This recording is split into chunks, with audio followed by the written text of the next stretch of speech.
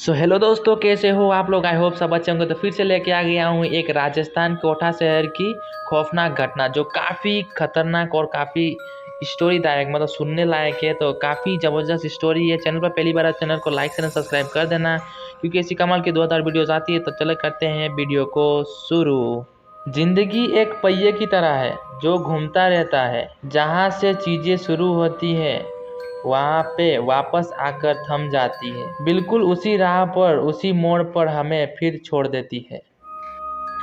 क्योंकि जिंदगी का हर पल हमारे कर्म और नियति से जुड़ा हुआ रहता है। ये कहानी राजस्थान की कोटा शहर के जुड़ी एक सच्ची घटना से प्रेरित किसी के असफलता पर और प्रतिशोध की है। सपना सलोनी और उसके मासूम दोस्त की दास्तां है, जो समय के दूसरे छोर में फंस गई और उस मोड़ पर आकर थम गई जहां मौत उनका इंतजार कर रही। राणा साहेब एक बहुत अमीर और आलीशान हवेली का मालिक था।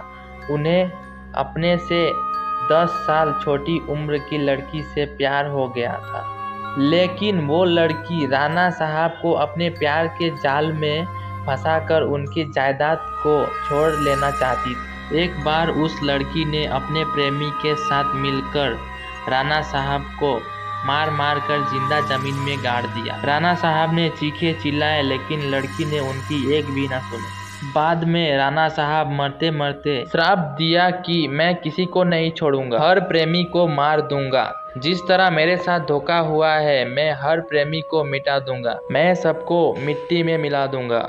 और राणा साहब की मौत हो गई। उस दिन के बाद वो जगह और वो हवेली श्रापित हो चुकी थी। वहाँ जो भी जाता था वापस कभी भी नहीं आ पाता। आज भी राणा साहब की प्रेत आत्मा वहाँ पर घूमती रहती है। पत्नी का भूत। कुछ दिनों बाद उस हवेली में एक प्रेमी कपल वहाँ पे घूमने के लिए आए। उनका नाम है सपना और रजत। उन दोनों की सगाई हो चुकी थी, लेकिन शादी करना बाकी था। सपना अपने घर में किसी को कुछ बताए बिना रजत के साथ आई थी।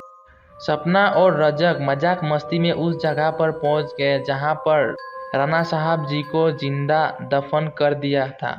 अचानक रजत उस जगह पर गिर जाता है और उसका पैर जमीन के नीचे घुसने लगता है। यह देखकर सपना डर जाती है और मदद के लिए चीखने चिल्लाने लगती है, लेकिन कोई भी उसका आवाज नहीं सुन पाता है। सपना जब उस हवेली में मदद के लिए जाती है तो वहीं उसे किसी की होने का एहसास होता है। उसी वक्त तुरंत सपना गिर जाती है और कोई उसका पैर पकड़कर उसी जगह पर खींच के ले जाता है जहां राणा साहब और रजत दफन हुए थे। बाद में सपना भी उस जगह पर दफन हो जाती है। कुछ दिनों बाद जब सपना अपने घर नहीं पहुंचती है तो उसकी बहन सोनाली अपने पति समीर और कुछ मित्र के साथ उसे ढूंढते ढूंढते वो हवेली पे पहुंच जाती है। समीर एक पैरानॉर्मल एक्टिविटी का एक्सपर्ट है। जब वो सब वो हवेली में पहुंच गए तब समीर को पता चल गया कि यहाँ पे किसी बुरी आत्मा का साया है। उसने सबको सूचित कर दिया। उसी रात को उन सभी के साथ कुछ अजीबोगरीब घटनाएं होने लगती है, जैसे कि नल से पानी टपकना, अपने बेडरूम में मिट्टी का आ जाना, रूम की खिड़कियां अपने आप हिलने लगी, किसी की रोने की और चिल्लाने की आवाज आने लगी। यह सब देखकर वो सभी डर जाते हैं और उनमें से एक भागने की भी कोशिश करता है, लेकिन राणा साहब की प्रेतात्मा उसे भी जिंदा दफन कर देती है। दूसरे दिन जब उन लोगों को पता चला कि उनका एक साथी गायब है, तब वो लोग और भी डर गए। लेकिन समीर बोलता है कि हमें यहाँ से बाहर निकलना है तो उस आत्मा को बुलाना होगा और उससे पूछना होगा कि आखिर वो चाहती क्या है।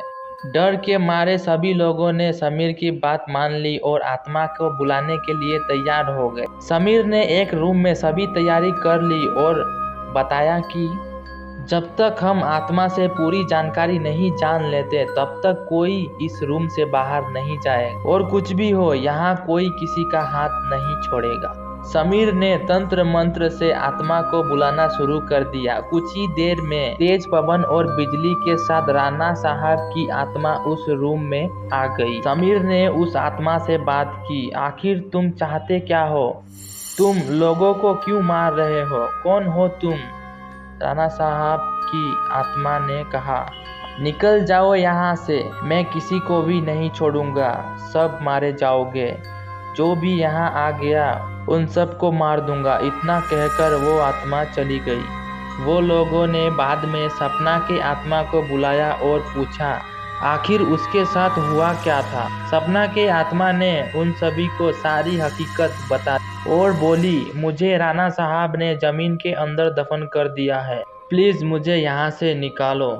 सपना ने बताया कि जहाँ राणा साहब ने हम सभी को दफनाया है वहाँ पास में एक माताजी का त्रिशूल है। उस त्रिशूल से राणा साहब जी का आत्मा को मारा जा सकता है और इस महल को उनके चंगुल से बचाया जा सकता है। इतना कहकर सपना की आत्मा वहां से चली गई। समीर, सलोनी और बाकी दोस्त लोग तुरंत उस जगह पर गए जहां राणा साहब को दफनाया गया था। राणा साहब की आत्मा ने उन सभी को उस त्रिशूल के पास जाने के लिए रोका, लेकिन सलोनी किसी तरह उस त्रिशूल के पास पहुंच गई और उस त्रिशूल से राणा साहब के ऊपर वार किया। कुछ ही देर में राणा साहब और उनके साथ वो सभी आत्माओं को मुक्ति मिल गई जिनको राणा साहब ने दफनाया था। तो दोस्तों, आपको ये कहानी कैसी लगी प्लीज़ आप लोग कमेंट करके बताना। अगर गलत भी हुआ तो आप कमेंट करके मेरे को बता सकते हो कि कहाँ पे गलत हुआ है, ठीक है। तो चलो मिलते हैं नेक्स्ट वीडियो में, तब तक लिए बाय बाय, जय हिंद, वंदे मातरम।